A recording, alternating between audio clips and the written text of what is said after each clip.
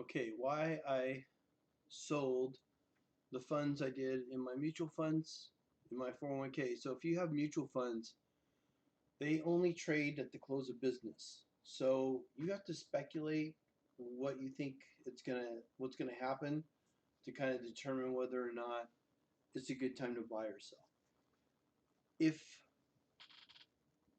I sell today or buy today, this is not the price I'm gonna get. I'm gonna get whatever it closes tonight. And the numbers, even though the market closes at 1 o'clock Pacific time, those numbers don't usually show up till sometime after 4 o'clock Pacific time.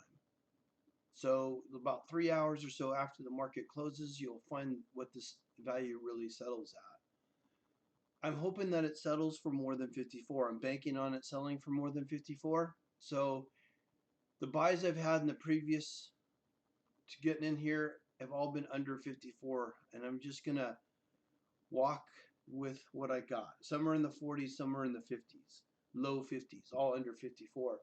I'm gonna just go ahead and take that money out and put it into a money market gaining 5-6% and kind of wait out this whole thing with the CPI and the budget and all that stuff. Just think there's a lot of things that are turning the market maybe negative, and to have this much growth this fast on a day where the market, the S&P, Dow, Nasdaq, Russell, particularly the Nasdaq being up for this fund, makes me think it's going to be a good opportunity to take that sell and lock in profits. The reason why I'm confident I'll get over 54 is because I know that the market was up, and I know that Nasdaq was up, and the Nasdaq 100 was up. So this one here is my biggest driver for that fund. And it used to be able to hit components here, and it would show you what was all made up of the Nasdaq 100. Oh, look, they added it back. So you'll see all these companies. You probably recognize a bunch of these companies that make up the top 100 companies in the Nasdaq. Well, this particular fund, if you hit their holdings, they have the same thing. They have mostly those same investments in the NASDAQ 100. You probably recognize many of these names here. So what I do is I just hit this get quotes right here, and it tells me how those stocks are going to do by the end of the day. It's mostly in the green. This one here is a semiconductor, so I think it's semiconductor. Anyway, since those are in the green, I feel pretty confident with the NASDAQ being up, these holdings being up, I should get something over 54. So again, I'm locking in profits. Any other time, if it's November, I'm holding and riding this thing out all the way through the end of the year, if not through January. But this isn't any other year. We've got a lot of crazy things happening in the market. So it's not that I took everything out, but I did want to lock in some of my profits. So those are the factors of how I determine whether or not I'm going to sell a mutual fund. I also sold another mutual fund. This is a small cap value fund. Because it has a value fund, I kind of lean towards what's going to happen with the S&P. I think that's going to mimic here, and the small cap, the Russell, might have something to do with that. These are value funds, so they are considered to have funds that have good earnings to ratio compared to some of the growth funds. I'm looking at the 3-month chart here, and again, it's a small cap value. Unfortunately, these did not follow through like the Nasdaq and the S&P and the Dow Jones. They had great run this period. This one should have been up here. But I'm confident that if I look at my holdings on this, and you scroll down and you look at these top holdings that they have, these are all in the green. I'm sure we're going to have a fairly solid day to get this back up around here somewhere. And sometimes you got to just be happy that you got profits and just lock in profits. I could be wrong. Maybe the market's going to fly high on terrible news on the CPI. I don't know. But for me, it seems like a risk I don't need to take because I've got other investments in there. If you're younger, it's easier to weather the storm.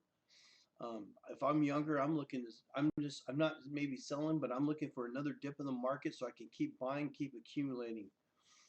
This is a mid cap fund. So I watched the mid cap sector, which you saw in another video, that was up. If that is up, I can go here and look at its holdings. And when I click on this one here, I see that the holdings are all in the green for the most part, okay? It's very solid. I'm predicting that the fund itself will do really well, and by 4 o'clock tonight, I'll see what really happened. Same with the small cap sector growth fund here. This is the Russell 2000. If that's up, this should finish up for the day. And normally I would never sell because it's really not up very much at all because it had that last few days. It tanked. It didn't go up with the market like everything else did. Small cap and mid cap did not perform. And sometimes that happens. It's unfortunate. I called a buy on the first, and yeah, it's going to finish up here around here, and I'd love to see it get a higher percentage rate of return before selling it. But bottom line is I'm concerned about next week, and I'm just going to be hopefully content that I sold, and I'm sitting on it, and I'm going to gain 5-6% interest in the meantime.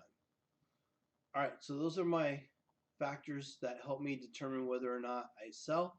Hopefully that helps you out. Again, these are mutual funds.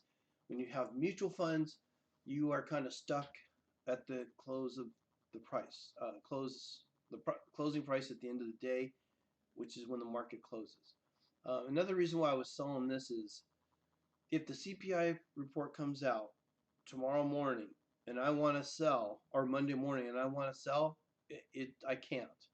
I mean, I can sell, but I'm going to sell whatever happens. So if the market tanks on Monday, if I'm selling, I'm going to be selling on a loss. So if I didn't sell and the market tanked on Monday, I'd be more inclined to buy than I would be to sell.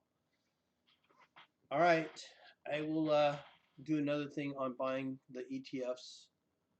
Again, mutual funds, you can only buy and sell that one price at the end of the day is what you're going to get. Typically, you got to get your order in before like 12:45 to make sure it goes through.